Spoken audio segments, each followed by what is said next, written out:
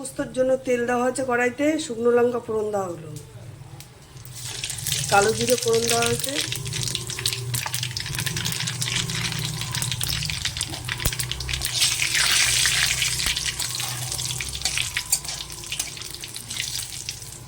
এবার আলুটা ঢেলে দেবো।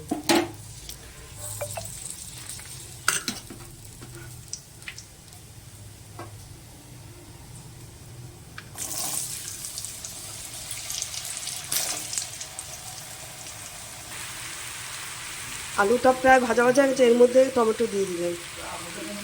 আলুটা ভাজা ভাজা হয়ে গেছে, এবার আমি পোস্তটা দিয়ে দেবো।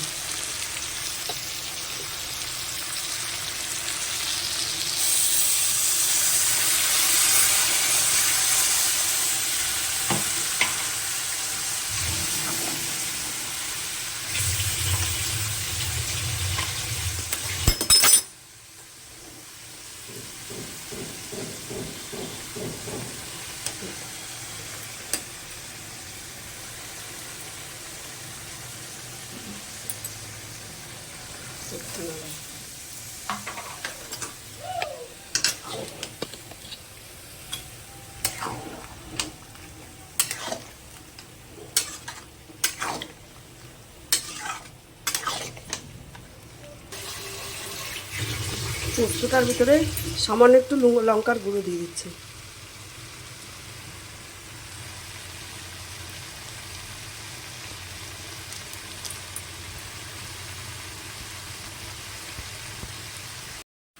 এবার পোস্ততে জল দেওয়া হচ্ছে, মশলার পোস্তটা কষানো হয়ে গেছে, এবার জলটা দিয়ে দেবো। পোস্তর মধ্যে জল দেওয়া হয়ে গেছে,